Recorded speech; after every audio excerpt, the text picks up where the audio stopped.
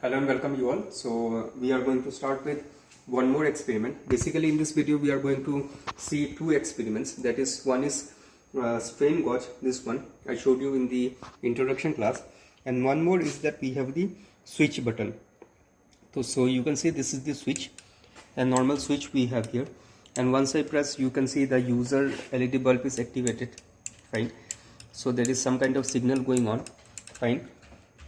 And this is the strain gauge. Fine. So first of all we'll start with the switch. So basically this is a normal switch, a mechanical switch, mainly used in industrial application, mainly in microcontroller or robotics board and many other applications. Basically in electronics and robotics we use such boards. Fine. Even in industries also we use such boards. But there is one problem with this sensor, that there are some losses or debounce.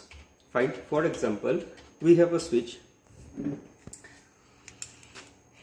This is a switch we have here. Fine. And we have a connector. This is the switch and this is the circuit. Fine. This is the circuit and this one is the switch. So talking about this switch, we might have many problems, and one of the major problem is the debounce or the losses or the fluctuation or maybe the wiggle, whatever you can say. So I will just explain you what is wiggle. Wiggle is the disturbances or some of the losses or some of the unwanted things we might get while operating a switch. Fine. Talking about the construction, so basically we have this switch. Fine. So this is the switch. Fine. And we have the connector here. Fine. So this is the connector. If we connect it, if we push this one, the circuit will be completed. Fine. We have this one and we have here some resistance. Some resistance is connected here. Fine. And with this resistance we have a capacitor. This is the capacitor, this is the R, and this is the switch button. Fine. So this is the basic circuit, and from here we take the voltage. Fine. So this is the basic structure of a switch. This is the basic structure of the switch. Now what is the problem is that when we are pushing this one and connecting and completing the circuit, once I push this one, the circuit will be completed, the power will be transferred, and when the power is transferred, the this is the capacitor we have here. The capacitor will be charged. Fine. And after the charging it will send some signal to the resistance, and as per this one we get the voltage. Fine. So this is the basic structure of the switch here. Now talking about this switch, we similarly in the software we are going to get some graph here. Fine. So problem is that when I turn it on, the circuit is completing. When the circuit is completed, it will get the charge, and when it gets the charge it will reach some voltage. Fine. So let's say we have this one. This is the voltage line. This some kind of lines we are getting in the graph. Fine. When I disconnect it, again it will show some value, maybe some high, some height it will reach, some gain it will get, and then after when I press it again, some losses, like it will be disconnected and connected, and likewise we'll get some lines here. This type of lines we are getting here. Fine. Now if you zoom it, if you zoom these lines in the screen, you can see this is the screen we get, and we have some lines here. So basically in the software it is saying that this is the raw signal. Raw signal is red in color, debounce signal is blue in color. This is the debounce signal, and we have the time period we have here, some of the time period we have here. Fine. So now again coming back to the structure here, when we disconnect it, when there is a disconnection, the capacitor will still send some signal, because capacitor, we all know, it holds some charges and it discharges time to time. Fine. Basically depending on the condition how we are giving the signal. If the signal is completed, it will generate some signal, it will try to discharge some signal. When it is not connected, it will try to store that charge. Fine. So basically what the problem is that when there is no connection at all, still some signal will be transferred. Fine. a very small amount of signal will be transferred and the voltage will read this one, and all these things happens in microsecond level. Like you are not, when you are pressing the switch, so it normally takes some seconds, like 1 second or maybe less than 1 second. So depending, so the time frame is very small, and depending on the time frame we have the capacitor is discharging and storing, discharging and storing. So because of the charging and discharging, there are some signal, some unwanted signal the voltage will receive, and we are going to only study that the debounce signal, that is called debounce or the wiggle. Fine. Now talking about what is the problem, like we all know this is the problem, that there will be a debounce or unwanted signal, but why does it happen? Now you talk about this is the electronics board, well engineered, well maintained, well calibrated, very high-tech device we have here. But the problem is that there is some physical law, some physical parameter that we can't avoid. For example, when we press this one, we are normally connecting to metallic surface so as to make a complete circuit. Fine, we are basically connecting to metallic surface so that the circuit will be completed. Fine, but the problem here is that there are some physical parameters, like when you press it, there will be the metallic contact, but the metallic contact might not be proper. There might be some the area which is in contact might not be in proper contact, or when you leave there might be a delay in leaving. Like when you release your finger, there might not be at proper timing, it might not leave the thing, like there must be some delay there. So because of that we got some debounce. Now talking about this one, I take this portion and if I zoom it, I might get some disturbance. Like here I can see that here is a straight line, but if I zoom it, maybe I will get some giggle here or debounce, or maybe it is going here. So some kind of, if I zoom this portion, I might get, it is not a straight line but some kind of wave formation I might get here. So this type of things is called debounce, because the capacitor is not discharging at a proper rate, discharging or storing, like it is not continuous, and some unwanted charges it is sending back. Fine. So this is the basic idea or the basic principle. This is how a switch works. This is the circuit we have here. Fine. So talking about, and what are the factors that depends that increases or decreases the debounce or the wiggle, is that the time. Fine. So you can see here we have a debounce period in milliseconds. We have a debounce period here. Fine. From 0, 500, 1000, 1500, 2000, 2500 and 3000. So this is the time we have here. If we vary this time, we can see in the graph that some values are changing. For example, let's move back it to 0. Now it is 0. So first of all, again talking about this one, so I'll just close it. So this is the QNet sensor switch debounce, that is the virtual instrument VI. This is the place where we do all the projects. Fine. This one, first of all I'll select the device is selected, and then we hit the run button. This is the run button we have, and something is written here that select a debounce period. So I need to select some debounce period. Press the snap action switch. This is the snap action switch. This switch is the snap action switch. So here it is written that press the snap action switch and examine its response in the row measurement graph. So row measurement graph is red in color. So I will just look into this one. Fine. I'll just zoom it and I'll just check whether there is any kind of deviation or not. So since it is already like in a very calibrated position and well engineered, so I might not get any kind of disturbances or wiggle here. But talking about normally, we might get some disturbances. So let's zoom it out.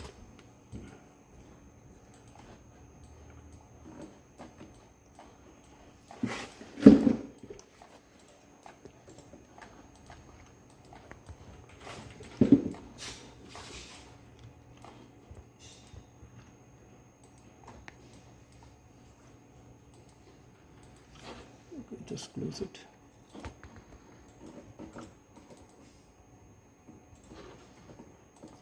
So selecting the device first, hitting the run button. So after selecting the debounce period, that is how much time we are varying, fine. So after this time, and we will press the button, and then we'll observe the debounce measurement. First of all, we'll look after the raw measurement, that is the signal which will be in red in color, and then after that we will be measuring the debounce measurement, fine. So that will be blue in color, and one more graph that is in slightly green color, that is the time period it is saying. So now it is in 0, so just hit this one, and you can see this is the graph we got here, fine. So there are some highs and lows. If you look very carefully, just so you can see there are some lines. These are the extra lines that is thicker in color, that is somewhat this line, maybe the third line. So here we can see there are some disturbances. So I'll just zoom it. Okay, some problem is there, I think.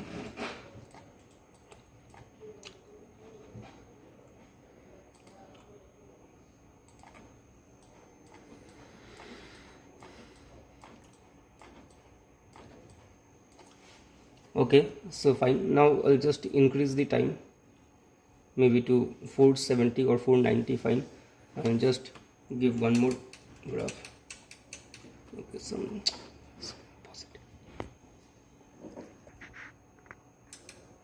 Okay, so one more we took, and then you can see when we selected the time period, the debounce period is 0, so there was no this one debounce.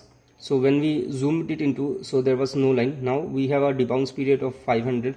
So you can see here similarly we got this graph. This is the time period graph we have here, fine. So this is the basic demonstration of a switch, how a switch works. Like talking about switch, basically in everything we need a switch so as to complete this circuit. So this is the basic structure of the circuit, and there what is the problem we might find is the debounce or the wiggle is the disturbances, fine.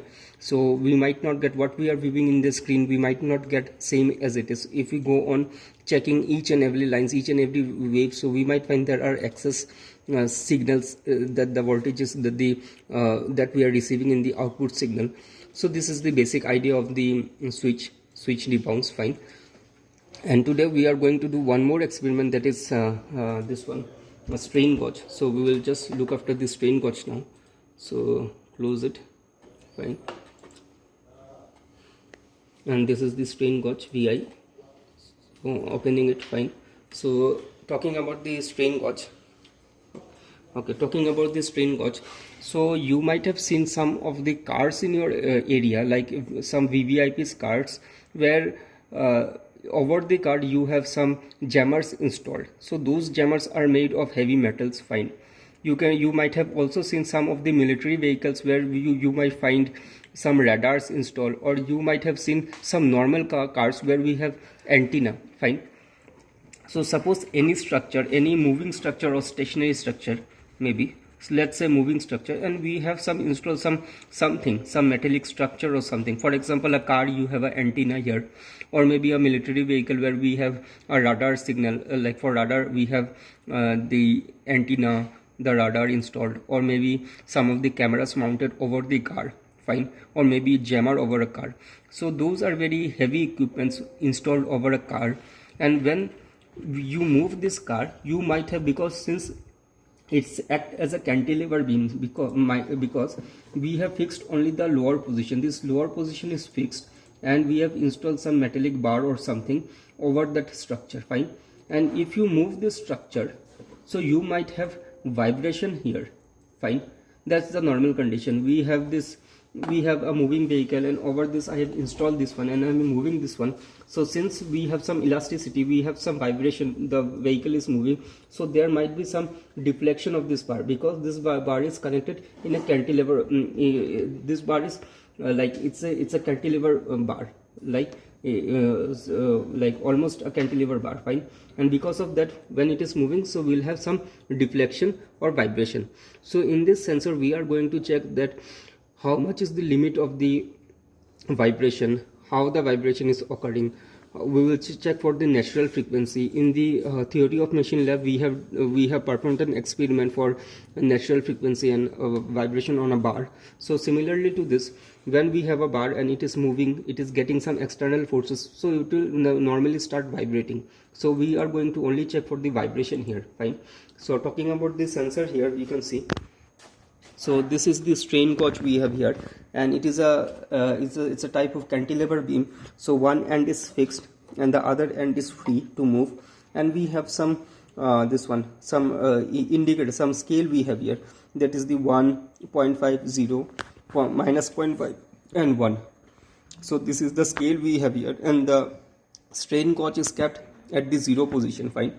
So what we will do is that we will slightly move the position of the strain gauge to 1 first of all. After 1, we will receive the signal, because we are giving some displacement, and because of this displacement some voltage generation will be there, and with that voltage generation I will be getting some output value. Fine. So first of all, with 1 I will check one value, then for 0.5 I will check one value, then for 0 position I will check for another value with respect to 0 position. With respect to minus 0.5, that is in this direction, so minus 0.5 I will check one value, and minus 1 will check one value. So after checking all those values, normally whatever we did in all those sensors, we will just calibrate it. So doing all this thing, moving the strain gauge from 0 position to 1 position, then 0.5, then again 0, then minus 0.5 and minus 1. So basically when we move it, we will get, with respect to that, we will get some values, and with these values we will get the slope and offset value. Fine. So basically whatever we are doing all these days is that we are calculating the slope and offset value. After we get the slope and offset value, we are going to calibrate it. After the calibration, we will find the natural frequency of the strain gauge. Fine. So basically the idea is to calculate how much is the natural frequency occurring when we give some vibration. So in the natural frequency part, what we are going to do is that we are going to give a vibration, this type of vibration. We'll just move the sensor in this direction. So we will just move this one, and when it vibrates, we will check for the natural frequency. So this is the basic idea of this sensor, just a demonstration. All these sensors in this syllabus, in this course curriculum, is it's given only to give the idea, basic idea how a sensor works. Fine. And what might be the possible application. Fine. So talking about this one again, first of all we'll move the position. After moving the position, we will get the respective data, and with that respective data we will do the calibration. After the calibration, we'll just give a vibration here. We'll just move it, and it will try to vibrate in this direction. When it stops at that particular point, we will plot a graph. Fine. So this is the basic idea. So let's start. So first of all, again select the device, hit the run button. Fine. And here I'm going to enter. So like we have starting with minus 1 position, and I will be adding some values. So I'm going to move this one to the position minus 1. Now add.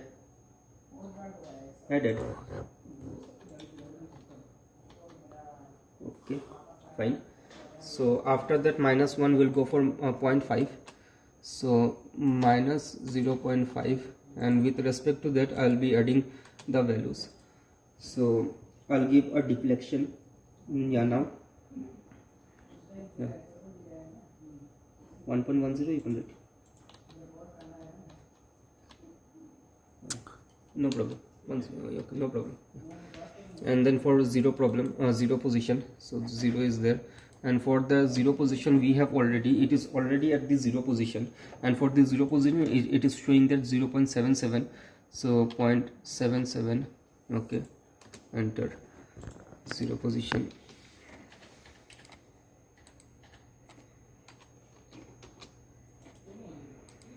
Okay, and then for positive 0.5, so positive 0.5.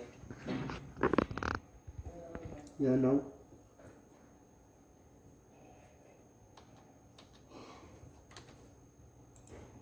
okay, It's okay, it's okay. Okay, and for 1, positive 1, oh sorry, how much it was? 0.2, 2.80. 2.80, 2.80. Okay. To edit it to 0. Hmm? 0.5. Okay. Okay, and for position 1 we are going to edit here. You know,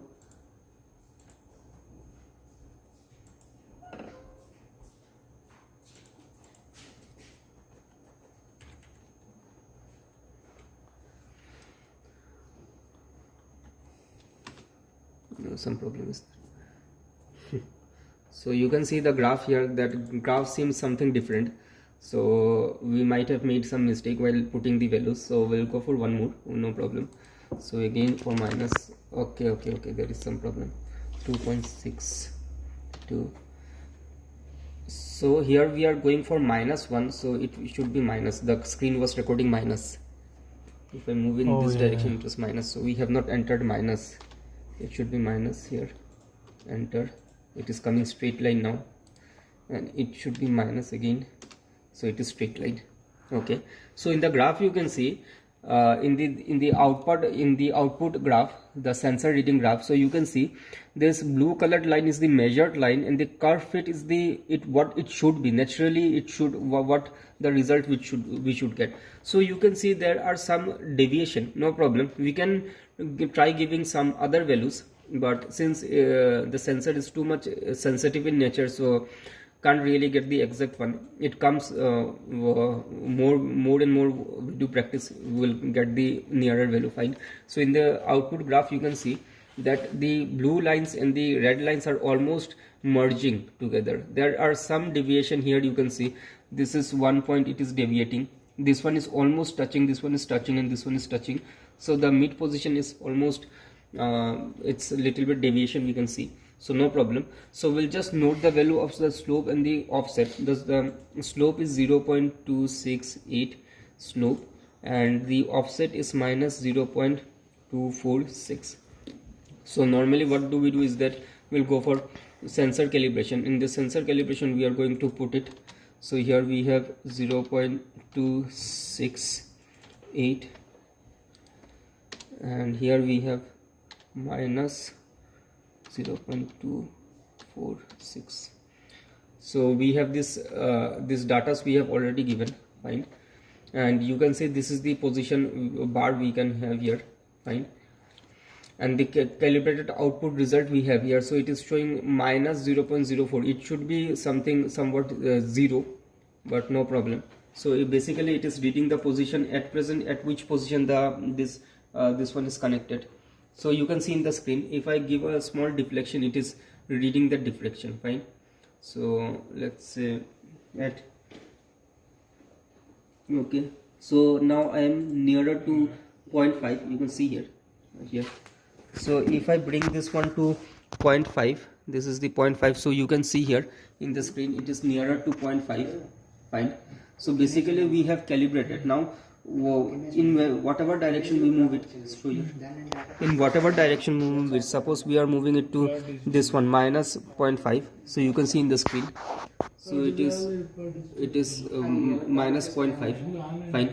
So since my finger is vibrating, like it's very difficult to fix that position, so once the calibration is done, whenever I move the this strain gauge in whatever direction, in any direction, we will get the reading in this scale. So basically this is the digital screen of this board, fine. Normally this is done. So you can see here, enter the calibration coefficient to measure the correct position of the flexible link, fine. So it is saying that the indicator should display 0.5 when the beam is placed at 0.5. So basically whatever value, or in which direction, in whatever value we are moving the this cantilever beam, the strain gauge, it should display that value in this screen. So basically this is the digital screen of that hardware, fine. So after calibration we can do, and calibrated output, it should be 0, but there are some values it is reading because of the deviation and all. That's normal, no problem, that is not an error. And here we have the natural frequency curve. So here you can see some again some these things are written. So here it is written that perturb the cantilever beam manually. Perturb means to give a small vibration. Once it stops, it stops resonating or vibrating, click the plot button. This is the plot button we have here. So once it stops, we will give one vibration. After the vibration, when it comes to the mid position, or when it starts to slow down or stops resonating, we will plot a graph. The spectrum is shown below, so we will get the spectrum here. Fine. So this is the basic idea. So now only we are going to plot this one. So I'll give one vibration here. Fine. Now, okay, see. So after a vibration is given, so you can see this is the natural frequency curve we got. The x direction we have frequency, and in the y direction, vertical direction, we have the amplitude. Fine. So you can see this is the graph we have. We got the graph. So this is just a basic idea of the sensor, how the sensor works, what is the motive behind, why do we need this sensor. So basically any structure we have installed where it is getting excessive amount of vibration, maybe because of we might have a pole, and that pole is facing a wind speed or something. The wind is blowing at a certain speed, and we have a pole, and how much vibration the pole will have, and whether it can resist that vibration or not, what will be the natural frequency if it crosses the natural frequency. So all these things we study here. So with this sensor we can, this is just a demonstration. So a demonstration of a strain gauge. So one more time we can give it. So we'll go for one more value. So basically I'm giving this vibration here. Fine. Just a small vibration, and I'm at that position, I'm plotting the graph. So one more plot we can take. So I'll give one more vibration. Stop. Okay, so you can see, so we got one more natural frequency curve here.